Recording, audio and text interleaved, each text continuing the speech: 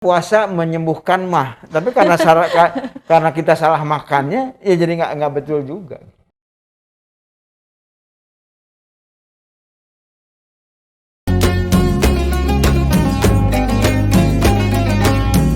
Sampurasun wargi Unpas, Assalamualaikum warahmatullahi wabarakatuh. Waalaikumsalam warahmatullahi wabarakatuh. Alhamdulillah, kita sekarang berada di Unpas Talk edisi Ramadan. Alhamdulillah. Dan saya juga Regina Octavia Ronald dari Fakultas Ilmu Seni dan Sastra. Hari ini ditemani oleh bintang tamu yang begitu spesial. Beliau adalah seorang dokter dan beliau juga adalah Wakil Dekan 3 dari Fakultas Kedokteran Universitas Pasundan.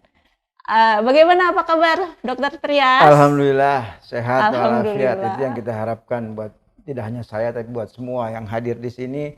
Semua pemirsa diharapkan juga sehat walafiat, insya Allah. Dokter, ini kan sekarang di bulan Ramadan.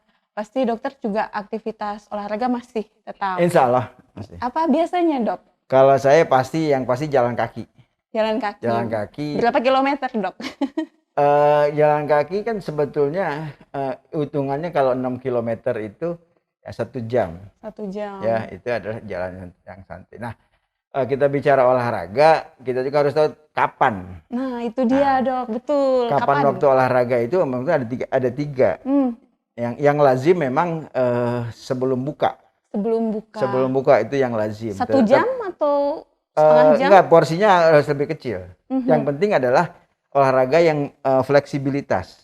Ya, artinya biar sendi-sendi kita nggak kaku dan sebagainya. Stretching ya, gitu stretching ya, itu akan lebih mudah.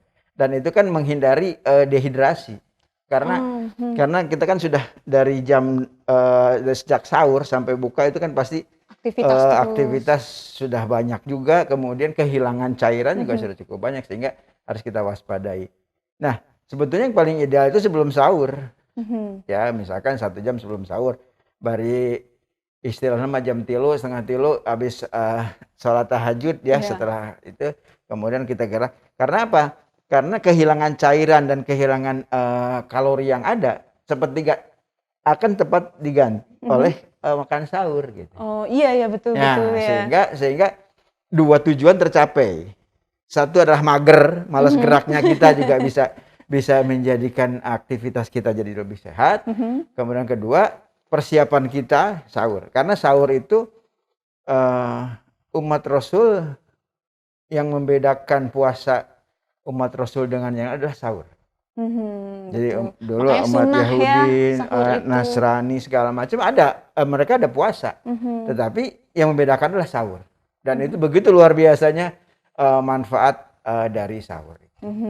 Penting sekali sahur itu, wargi Unpas. Jangan lupa untuk sahur. Tong hilap sahur. Tadi sebelum buka, terus sebelum sahur, terus satu lagi sebelum buka, sebelum sahur, juga setelah buka. Biasanya 1 jam. 1 jam atau minimal 1,5 jam sampai 2 jam. Karena pencernaan itu kan berlangsung di situ. Ya, 1-2 jam. Oleh karena itu salah satu yang sering menjadi penyakit di masyarakat, terutama yang tidak biasa puasa dan sebagainya, itu tidur setelah sahur. Nah, itu dia. Itu bagus atau tidak? Sangat medis? Tidak bagus. Sangat tidak bagus. Sangat tidak bagus. Karena apa? Karena begitu kita makan kemudian mencerna itu diberikan waktu 1 sampai 2 jam. 1 sampai 2 jam ya. Jadi, sampai idealnya paling bagus 3 jam. Ya. Jadi kalau kita hitung saja sekarang sahurnya karena subuh itu kan 4.30 ya, 4.34, 4.37 gitu. Berarti kalau 4.37 1,5 jam sampai 2 jam itu kan artinya dia habis jam 6, setengah 7 ya itu boleh tidur dulu gitu. Tapi alangkah baiknya tidak gitu ya. Itu banyak risiko dari kenapa kita pada saat tidur ya itu adalah satu posisi tidur terlentang begitu itu menyebabkan sering mungkin dengar GERD. GERD, GERD. Penyakit GERD itu adalah gastroesophageal reflux disease. Betul. Jadi ada alur balik gitu ya, reflux itu. Reflux itu dari gaster atau dari lambung ke kerongkongan. Nah, itu sebabnya biasanya kalau rasa panas atau mual, dan yang paling pasti itu nggak enak gitu ya, karena betul. kan asam lambung dari sini naik ke atas, rasa asam dan sebagainya. Betul. Ya, itu Saya yang pernah dok soalnya ngalamin gitu, kayak jantung tuh berdebar-debar gitu kan. Ya, karena jantung berdebar juga ada juga karena beban. Bebannya makin banyak. Ya. Kemudian yang kedua, pencernaan itu ya tidak bekerja manakala tidur. Ya, jadi dia minimal sekali. Yang pasti kalau lagi tidur kan yang pasti bekerja jantung, paru-paru dan otak. Itu pasti. Tapi yang lain ini, nah, akibat dari tidak bekerjanya, dia terjadi penumpukan lemak. Ya, penumpukan lemak yang banyak, satu merangsang asam lambung. Asam lambungnya sendiri nanti jadi mah. Iya. Kemudian kedua, penumpukan lemak ini itu yang diidam-idamkan oleh wanita untuk dihilangkan. Jadi kalau berat badan makin naik, salah satunya adalah tidur setelah sahur. Jadi nah cenah batur mah puasa teh turun, ini naik. Ini salah satunya adalah itu, karena jelas apalagi kalau konsumsi kita ya banyak makan makanan yang gorengan. Gimana dok? Gorengan. Aduh. Buka puasa itu pakai bala-bala, gehu jadi gitu. Kalau orang Sunda bilang kan ente afdol membuka dengan gorengan. Betul. Ya. Tapi emang betul dok, itu wangi aja merangsang gitu. Gorengan. Ya, gorengan. Ya, kita lihat dulu. Satu gorengan itu adalah makanan yang tinggi kalori. Setiap makanan yang digoreng itu akan menambah kalori sekitar 100 dan lemaknya jadi naik. Yang dari 0 karena pakai lemak trans. Ya, jelas yang kita harus perhatikan juga kalau belinya di isi jalan. Emang enak mah dok? Iya. Karena apa? Di situ ada timbal. Aduh. Reaksio kan timbalnya karbon monoksida. Jadi knalpot segala macam itu juga ikut nempel, jadi itu beri nikmat. Tapi itu karsinogenik. Artinya itu namanya. Jadi karsinogenik menyebabkan kanker nantinya. Subhanallah. Ya, nah, kemudian juga jangan salah dibungkus. Bungkus nanti ada tintanya. Tintanya timbal juga, karsinogenik juga. Bekas fotokopian ya. Fotokopian. Terus kemudian ada lagi minyaknya, coba lihat. Belum ada guys minyaknya mahal. Minyaknya digoreng terus-menerus. Berulang sampai hidung. Dioplos ya, gitu. Dioplos hitam sampai hitam. Hitam itu menyebabkan lemak trans tinggi. Nah, kalau lemak trans tinggi itu satu menyebabkan peradangan dalam tubuh. Sehingga akibat akhirnya ada karsinogenik juga. Jadi gorengan itu teh kankereun gitu lah. Ya Allah. Ya. Tapi kalau bikin sendiri boleh. Nah, bedanya itu tadi. Gorengan lemak itu kan dibutuhkan sebetulnya dalam kondisi seperti apa. Mungkin minyaknya kita pakai minyak zaitun, ya, yang ulah minyak curah segala macam, ya. Kemudian jelas makanan sendiri kan dipilih oleh kita. Kemudian itu dibungkus-bungkus dan sebagainya. Itu yang sangat mengamankan kita dari efek dari karsinogeniknya. Nyata gorengan teh. Kemudian tadi gorengan pasti malah berat badan ente uwih gitu teh. Ente enggak jadi turun. Karena kalau puasa sebetulnya dalam 4 minggu itu, ya, minggu pertama itu kalau kita melakukan dengan benar, artinya dengan benar itu kan cukupnya air di dalam tubuh. Rumus kita. Air seberapa? 242. 242 tuh gimana dok? 2 setelah buka. Oh, 2 gelas. 2 gelas setelah buka. Berapa mili mungkin? Ya 250 mili. Jadi 500 mili. 500. Ya. Atau yang 200 juga cukup sebenarnya, ya. Kalau 8 berarti kan minimal itu kan kita minum itu kan per kilogram berat badan. Jadi rata-rata 2 literan lah. 60-70 sekitar segitu. Nah, oleh karena itu 2 setelah buka. Kemudian 4 itu sepanjang nanti dari Isya ke sebelum subuh. Jadi bisa sebelum makan, kemudian setelah mau taraweh, pulang taraweh, ya, sampai 4. sebelum tidur. Nah, 4. Kemudian 2 lagi sahur. Nah, itu kalau cukup itu ya insya Allah tercukupi ya. Ya, tercukupi. Nah, kemudian juga makan makanan juga kita harus pilih. Buka puasa teh sebetulnya junk food bungkul. Junk food itu sebetulnya tidak hanya makanan seperti KFC dan sebagainya, tapi junk food itu makanan yang ada lain makanannya. Satu adalah tadi yang digoreng berulang-ulang itu sebetulnya junk food. Dia menjadi oksidasi, jadi menyebabkan radikal bebas, ya kan? Radikal bebasnya ini yang menyebabkan nanti risiko kanker dan risiko yang lain. Junk food itu. Kemudian makanan kita rupa-rupa. Ayo segala cendol, rupa. ayo gorengan. Nah, itu berat beban pada perut, ya pencernaan itu akan berat. Sehingga kembali lagi akan menjadi makanan yang sia-sia. Itulah jadi racun. Memang puasa ini sebetulnya detoksifikasi. Detox kan? Nah, dengar detox, apalagi nanti kalau kita bilang puasa itu ada autofagi. Autofagi ya. Autofagi itu adalah upaya kita untuk membersihkan sel-sel yang sudah rusak segala macam. Itu adalah proses autofagi dan proses detoksifikasi. Nah, sekarang kita hari ke-seberapa? Hari ke-9, 10. Hari ke-10. Hari ke-10 sebetulnya yang paling berat itu 1 sampai 3 hari pertama. Itu mulai detox. Jadi orang masih karena lulus, masih karena enggak enak mual dan sebagainya. Pusing gitu ya. Pusing. Nah, itu banyak keluhan. Nah, nanti udah hari ke-7 sampai ke-10 itu udah mulai stabil. Ya, sistem imunitas sudah mulai meningkat nih. Kita sudah mulai meningkat. Nanti 10 sampai ke 15 stabil, 15 sampai ke 30 itu stabil.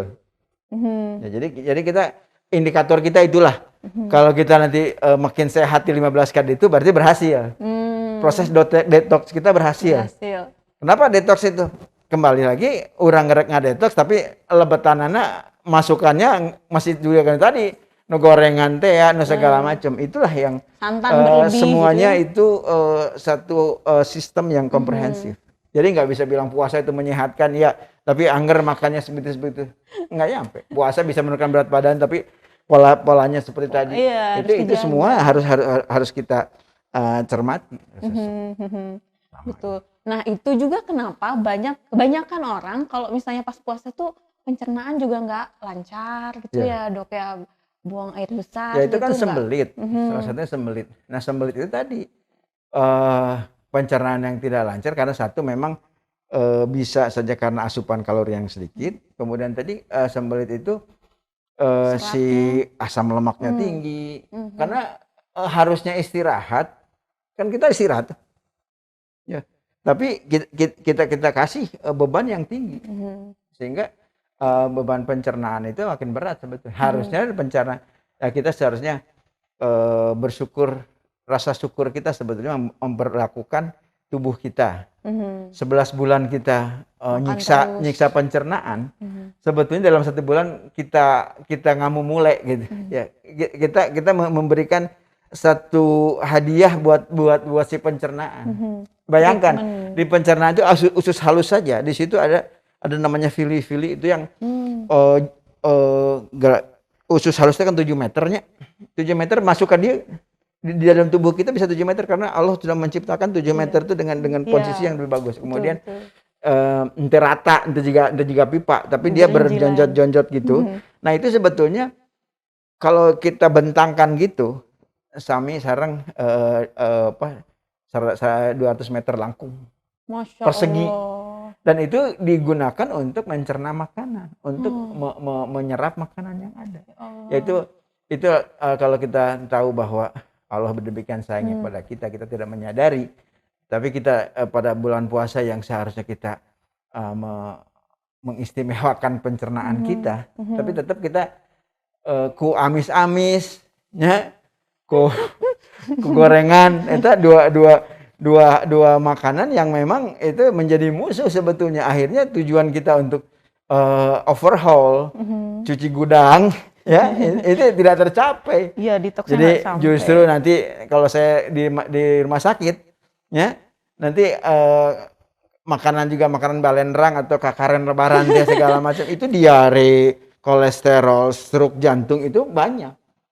Dan juga ada efek yoyo. Nah tadi ya belum cerita, efek yoyo itu efek kembali. Bahkan berat badannya Nuasana 50 kilo sebelum puasa. Kemudian dia misalkan turun tadi sedikit. Tapi begitu bulan keempat minggu keempat sudah stabil, bulan kelima enam itu balik deh Kak.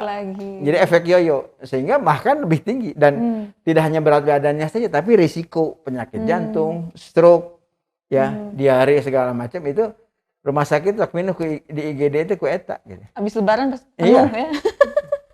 Masya Allah. Jadi saum tasihu itu apa? Saum itu membuat sehat. Ya harus kita maknai. Ulah terlak itu unggul orang makan sembarangan jadi sehat tidak. Tetap saja itu adalah berlaku. Iya ya. Ya warga Unpas sebaiknya kita harus mulai ini ya, mulai perut kita gitu ya. Itu tanda syukur kita. Iya, sebagai begitu tanda luar syukur. biasanya pencernaan kita sejak masuk. Ya sejak masuk rongga mulut. Di rongga mulut kita capek ini 1,5 juta sel itu setiap berapa menit itu berganti. Kalau kita ungunya segala macam kan sel di kita kan miliaran. Ya itu kan akan terus berganti. Nah berganti itu dalam kondisi apalagi dalam kondisi puasa kita diberi kesempatan untuk detox dan diberi kesempatan untuk autofagi. Ya, sehingga sel-sel kita menjadi baru, ya bisa awet muda segala macam iya karena jelas puasa itu begitu luar biasa, banyak sekali hikmah dari puasa. Ya. Dan sekarang kita sudah memasuki Ramadan keberapa nih Dok dalam masa pandemi ini? 10. Ramadan hari 10 kan? Enggak, maksudnya kita sudah memasuki tahun ketiga ya? Iya. Di masa pandemi. Betul. Kita mengalami Ramadan jadi tahun sebetulnya tahun ketiga ulang tahunnya Kamari 2 Maret. Iya. Ya, 2 Maret itu ulang tahun. Kalau saya mau cerita sedikit bahwa 2 Maret tahun 2020 itu kasus kan ada dua. Kemudian di Januari itu efek apa namanya Nataru. Natal tahun baru naik 14.000. Kemudian turun lagi. Ya turun, kemudian pakai PPKM, PSBB segala macam. Itu kan memang pemerintah itu berupaya untuk membuat satu pembatasan karena perilaku masyarakat kita juga harus dikendalikan dengan. Nah, dari situ mulailah Juli. Padahal PPKM-nya dilakukan April Mei. Ya sejak April Mei disiapkan kan lebaran didinya. Ya. Orang Juli naik sampai ke sempat sampai ke 55.000. Masya Allah. Itu karena varian Delta. Nah, varian Delta ini dulu tingkat kematiannya tinggi. Ya, karena dia menyerang infeksi saluran nafas bagian bawah. Jadi langsung sesek. Dulu mah ini oksigen langkanya. Ya nama Omikron mah kalah minyak no langka gitu. Ya, tapi itu terus turun. Kemudian efek Nataru, kemudian Imleknya kemarinnya 17 Februari itu rekor. Sampai 64.950-an, jadi hampir 65.000. Tetapi itu karena memang variannya varian Omikron. Yang derajat penyakitnya lebih ringan. Ya karena dia hanya menyerang saluran nafas bagian atas, tetapi daya sebarnya lebih cepat, sehingga kan angkanya juga meningkat. Tinggi. Ya, sehingga sampai ke bulan sekarang kan kita udah nembus orang Indonesia aja sudah yang terpapar udah 6 juta lebih ya. Ya. Dari 2 Maret dengan 2 sekarang bagian 6 juta. Berarti nanti diperkirakan setelah Lebaran kemungkinan bisa jadi untuk bisa bisa tidak. Berarti apa yang harus diperhatikan nih Dok? Kembali lagi ada rumus yang tidak boleh hilang yaitu prokes. Ya. Ketat. Prokes yang tetap harus dijaga. Kemudian imunitas. Ya. Imunitas tinggi sekarang harus dicermati adalah makanan. Ya, salah satu ini makanan yang spesifik nih. Tentu protein untuk meningkatkan antibodi. Proteinnya protein hewani dan nabati. Ya, nabatinya lah lebih banyak lah. Lebih banyak nabatinya. Ya. Nah, kemudian vitamin A. Karena itu mencegah untuk saluran infeksi. Karena kan kebanyakan itu kan ke infeksi saluran nafas. Jadi untuk mencegah infeksi saluran nafas itu bisa dengan vitamin A. Kemudian vitamin C kita sudah tahu, ya, vitamin C dia juga antihistamin karena kadang-kadang juga orang kayak alergi segala macam itu vitamin C bagus, antihistamin untuk flu dan sebagainya. Kemudian jelas dia akan tinggi antioksidannya tinggi dan sebagainya, itu memperkuat daya tahan tubuh.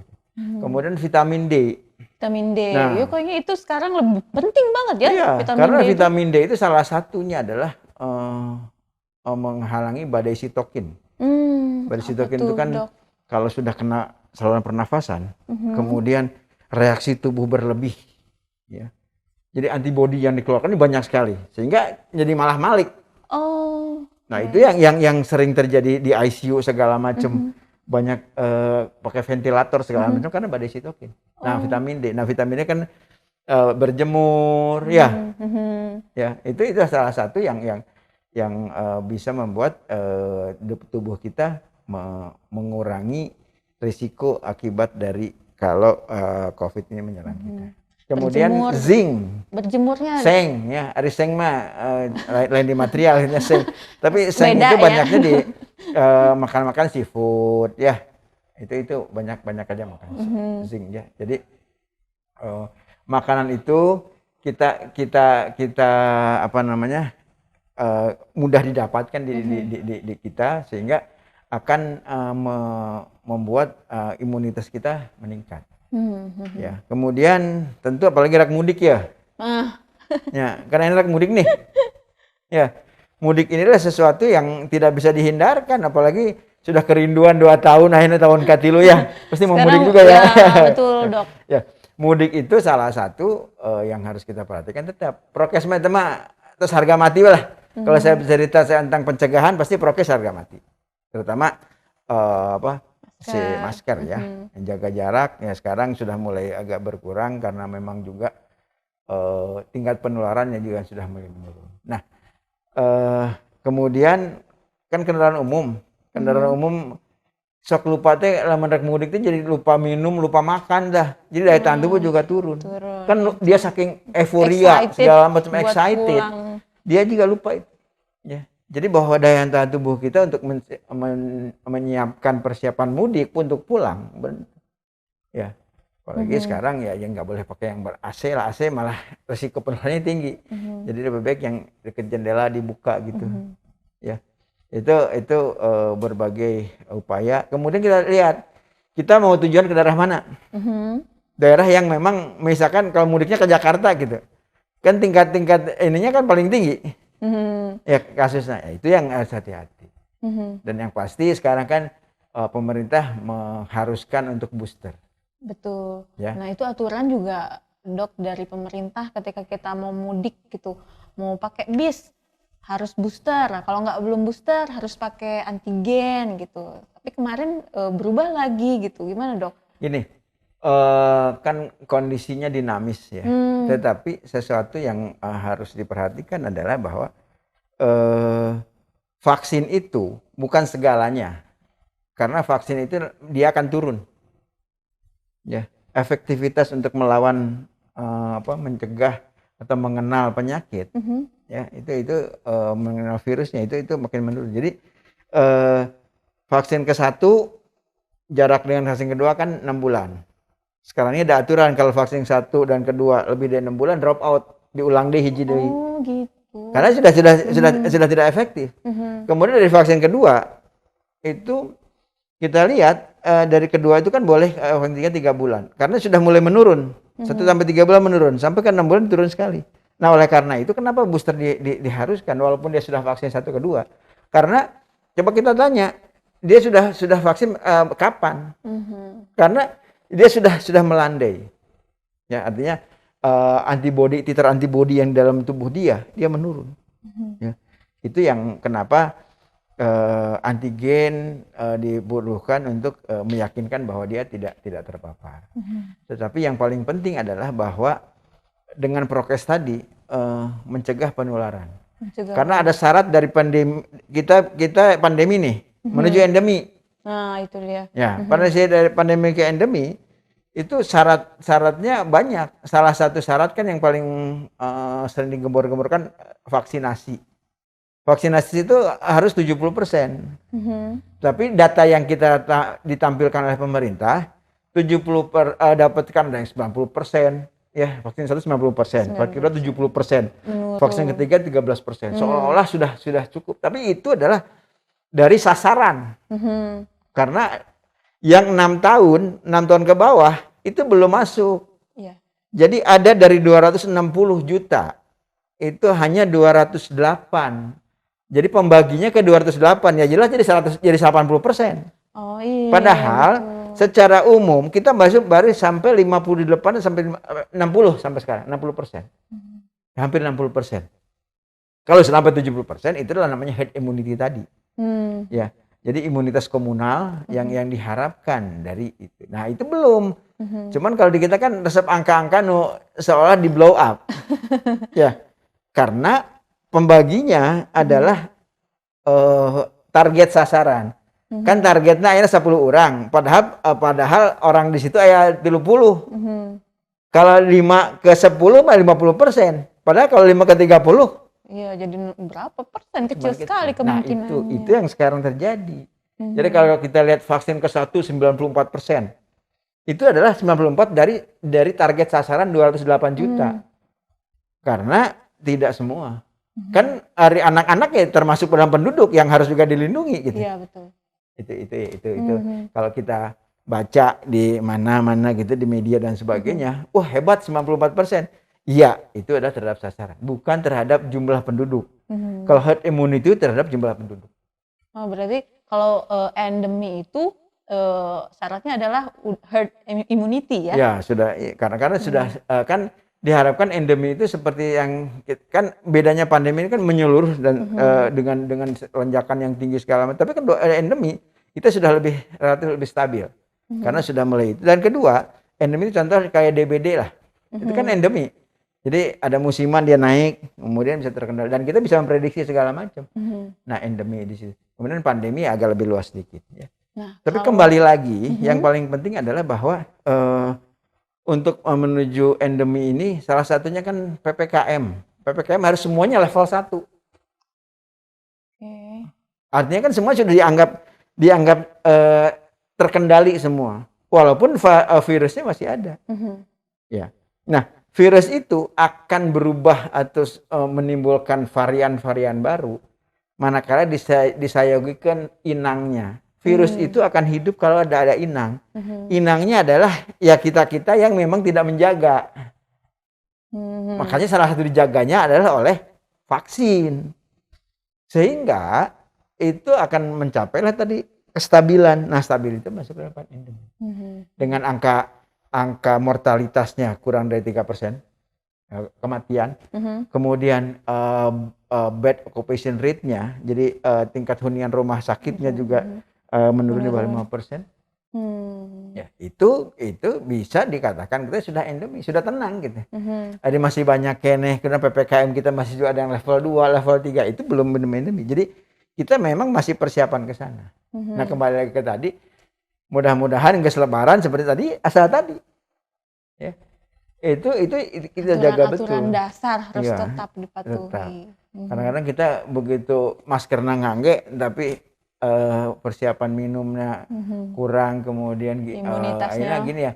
Kadang-kadang orang lagi mudik itu tetap memaksakan puasa, padahal diberikan rukhsah untuk perjalanan begitu, apalagi dengan kondisi berat begini. Tentu harus kondisinya fit. Ya, itu yang harus kita edukasi juga yang akan mudik. Ya. Nah, saya masih penasaran, Dok. Tadi kan ada pandemi, epidemi. Kalau epidemi itu apa ya? Epidemi itu sebetulnya endemi yang lebih luas. Endemi yang lebih luas. Epidemi lebih luas. Epidemi. Kalau endemi itu lebih pada localized, jadi lebih sedikit. Nah, memang pengertian kita yang dari pandemi ke endemi sebetulnya jauh yang harusnya pandemi itu ke epidemi. Karena epidemi setelah epidemi baru pandemi. Baru endemi. Kalau lihat dari cakupan luasan, ini luasannya pandemi namanya PAN itu menyeluruh. Tapi begitu ke bawahnya epidemi. Ya contoh kemarin ada MERS-CoV-2, kayak MERS yang dulu di Mediterranean Middle East, ya. kemudian ada SARS. Dulu kan itu SARS sama MERS kan pernah dengar. Ya. Itu maksudnya pandemi karena luas, tidak hanya di Arab tapi ada beberapa yang. Nah, kalau endemi itu kayak malaria. Gimana ya malaria di Papua gitu kan. Endemi demam berdarah. Di mana itu endemi. Kan relatif lebih kecil. Tapi dia bisa terkendali. Masya Allah, iya betul ya Dok ya. Nah sekarang Dok masuk kepada mudik dan pandemi. Kan tadi udah kita bahas nih. Aturan-aturannya udah berubah meskipun kita sekarang udah bisa menyesuaikan diri ya Dok ya. Tapi tetap aja ya prokes untuk masyarakat luas mah nggak terlalu bagaimana ya, tidak terlalu dipatuhi juga nih. Gimana nih Dok? Dulu gini, ada pernah ya waktu awal-awal itu ada yang meneliti mungkin dari pemerintah juga. Itu bagaimana tingkat kepatuhan menggunakan prokes. Perilakunya itu kan yang tidak ini. Nah, yang tidak tidak konsisten. Hanya saat itu saja. Dulu kan ada persentase penggunaan masker. Sekarang kan udah seolah-olah tidak ada. Tapi yang harus diedukasi masyarakat adalah bahwa walaupun sudah menuju endemi, virus itu tetap ada. Nah, kemudian kembali pada bagaimana upaya supaya virus itu tidak menyerang ke kita. Ya, jelas kita proteksi dengan masker, dengan jaga jarak dan cuci tangan, tetapi juga dengan vaksin dan booster. Itu sebetulnya pemahaman itu harus terus. Jadi harus di brainwash terus gitu. Masyarakat harus di brainwash. Kalau hanya ya udah kemudian tidak jelas penjelasan yang mudah didapat, mudah dicerna oleh mereka. Saya kira akan sulit. Kayak seperti ini Dok, boleh buka bersama di luar, di restoran, tapi nggak boleh ngobrol gitu. Nah, itu kan kembali lagi prokesnya ada. Jadi kalau idealnya pada saat kita buka bersama, janjian gantian tuangna gitu.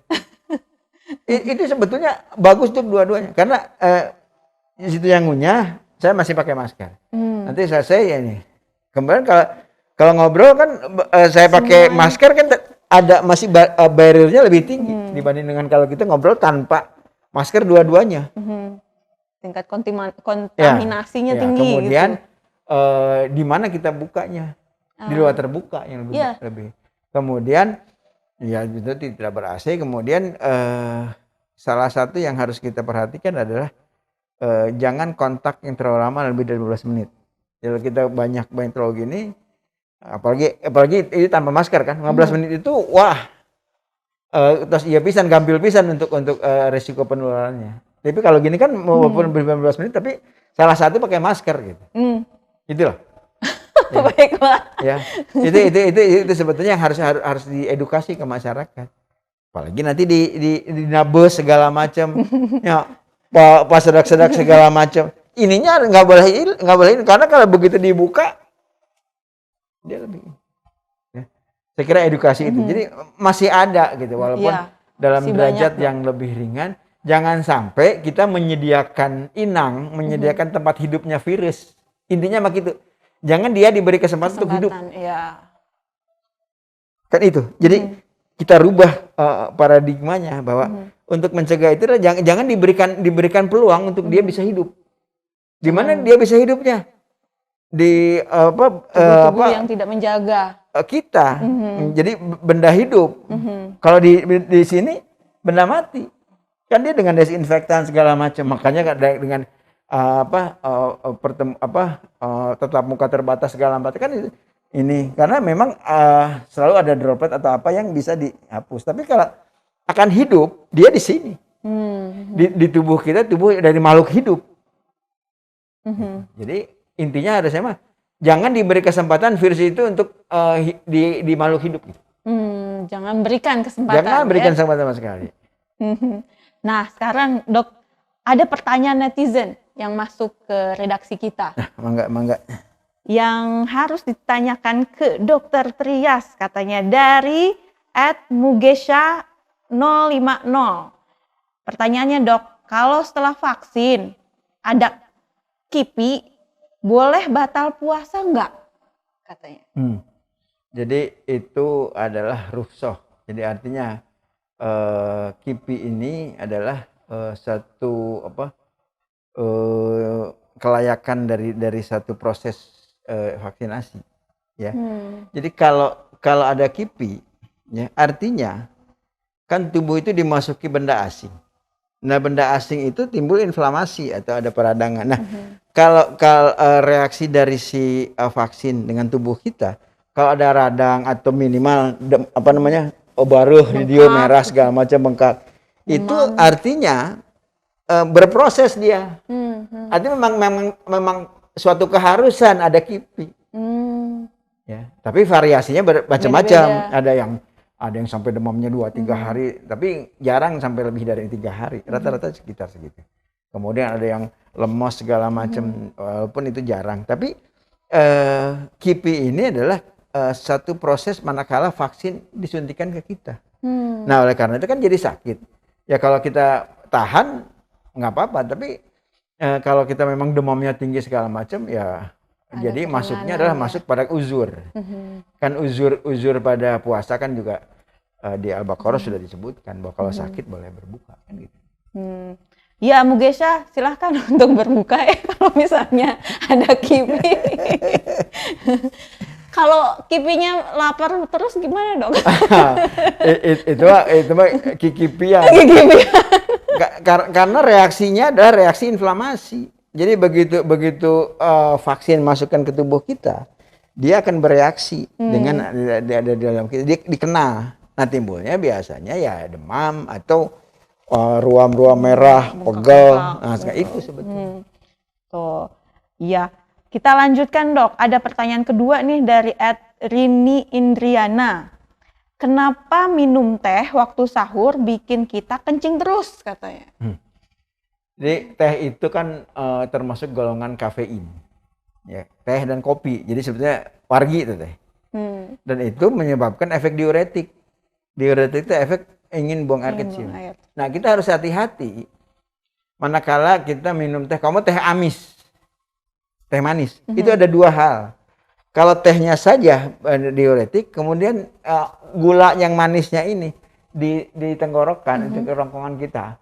Itu jadi nanti kan ada efek manis. Nah, manis itu sebetulnya ada rangsangan untuk ingin minum.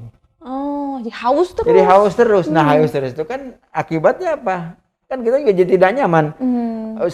Setelah sahur kemudian minum teh manis atau kopi amis pisan, tambah creamer segala macam itu yang tidak baik.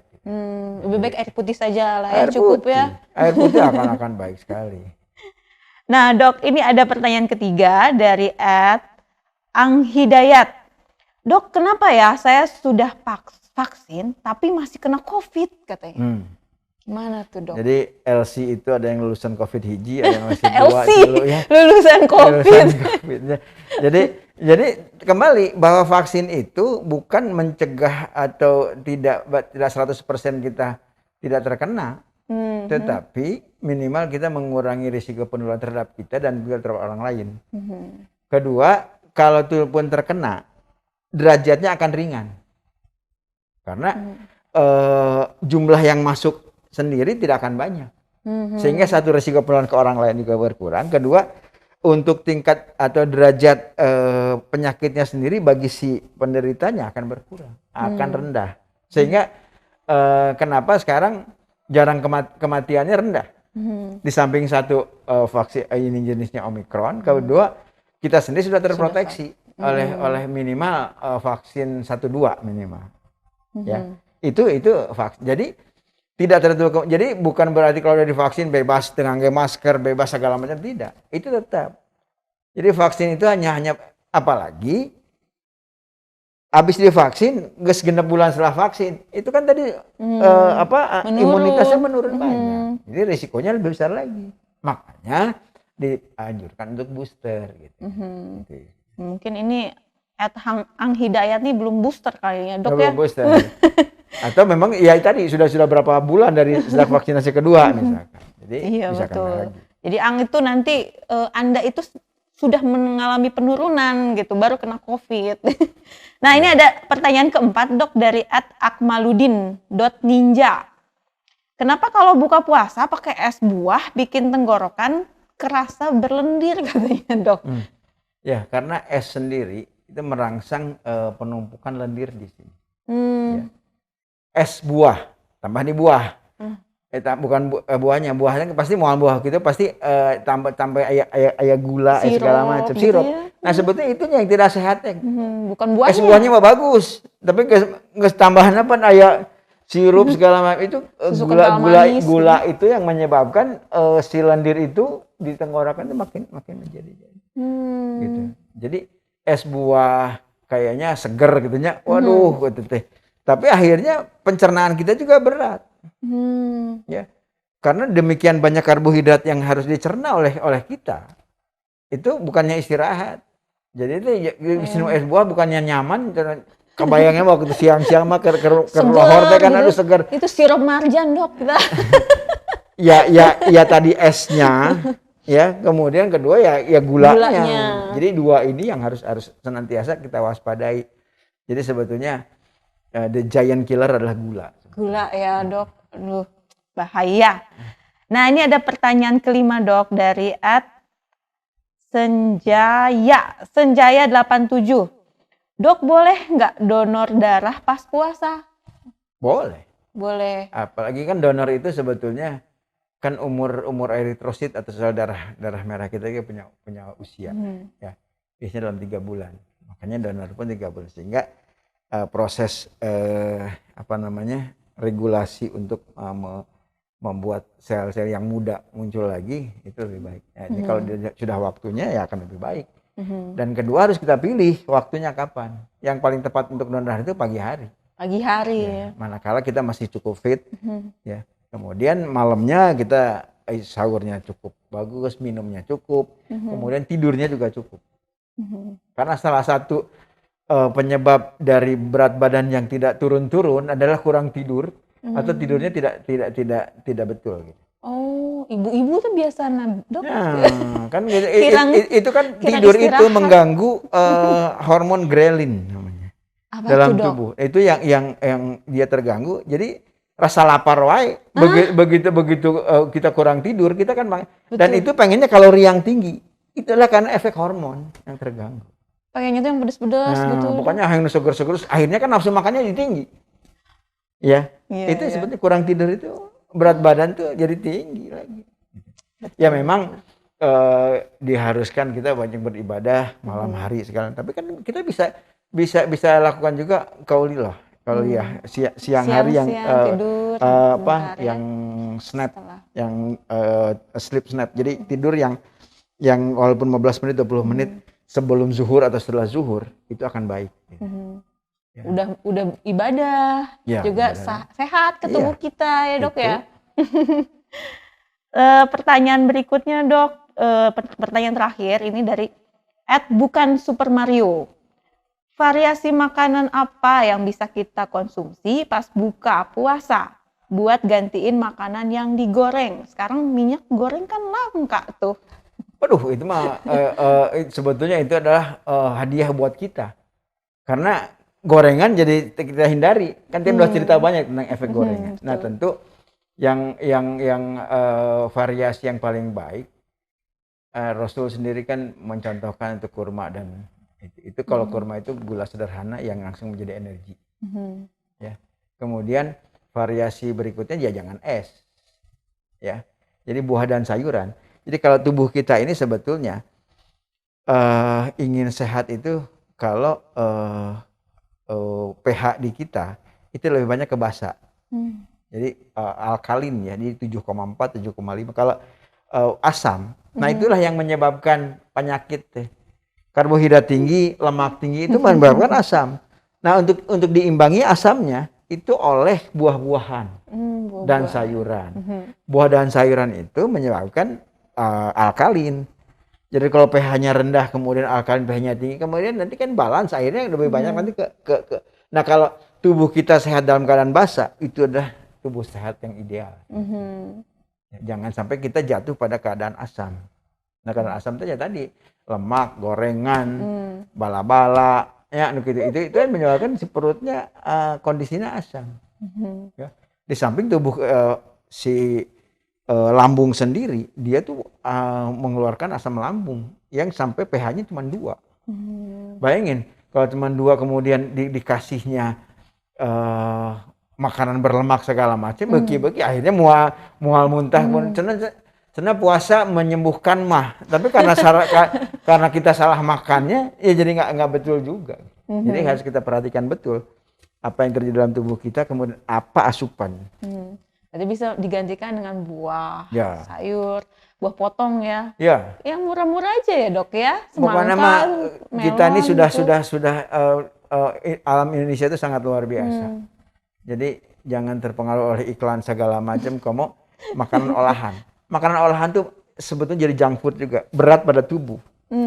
Ini kemudian susah dicerna, kemudian akhirnya dia menjadi racun dalam tubuh.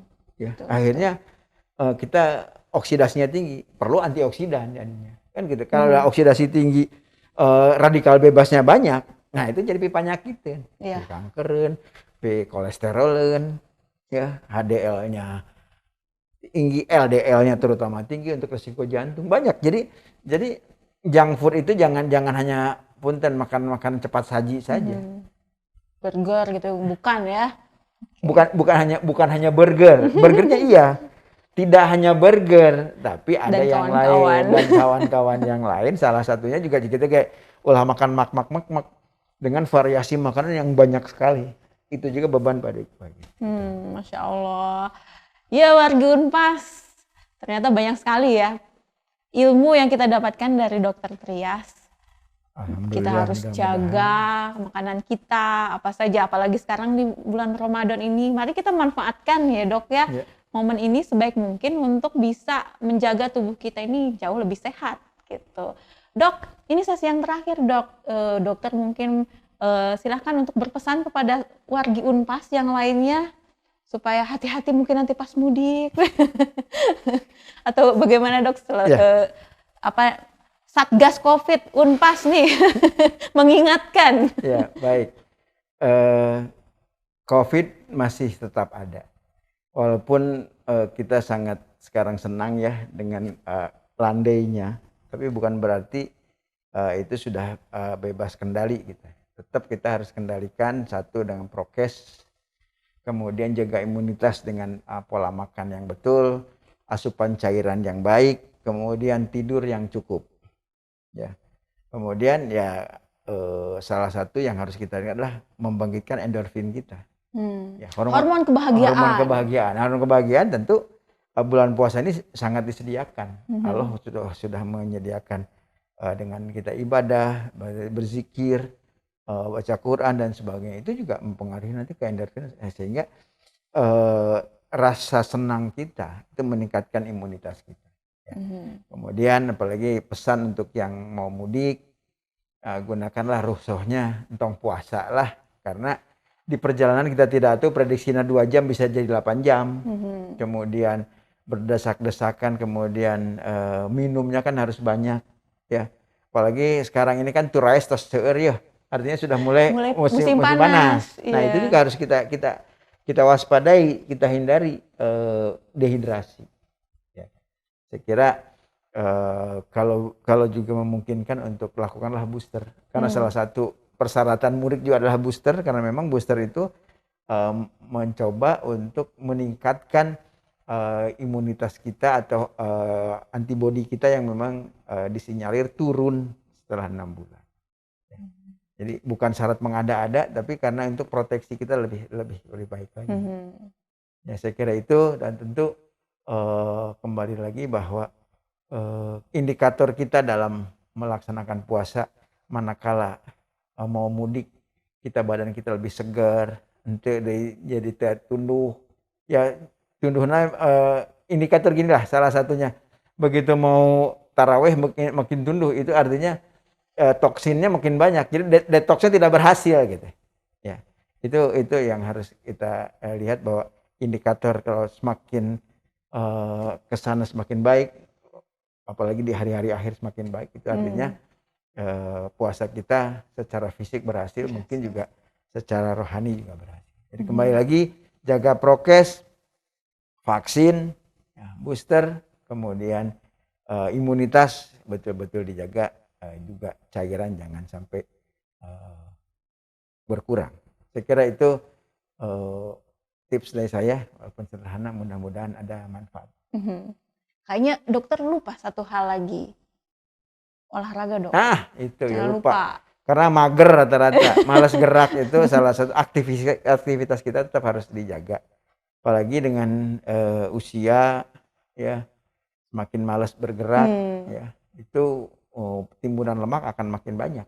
Ya. Timbunan lemak makin banyak, risiko dengan usia komorbid itu ya, usia lansia, kemudian biasanya ada komorbid, terutama risiko jantung, tekanan darahnya tinggi, stroke, sehingga gerak atau olahraga betul-betul menjadi salah satu kelengkapan dari bagaimana kita menjaga kebugaran tubuh kita.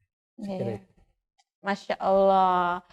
Ya, wargi Unpas, itulah tadi perbincangan kita dengan Dokter Trias. Terima kasih banyak loh dok, sami-sami, atas segala ilmunya. Dan mugi-mugi ada manfaatnya. Insya Allah pasti ada manfaatnya dok. Kita pamit mundur dari Unpas Talk edisi kali ini. Kita ketemu lagi di episode mendatang. Ya dokter, terima kasih banyak. Sampurasun wargi Unpas. Assalamualaikum warahmatullahi wabarakatuh.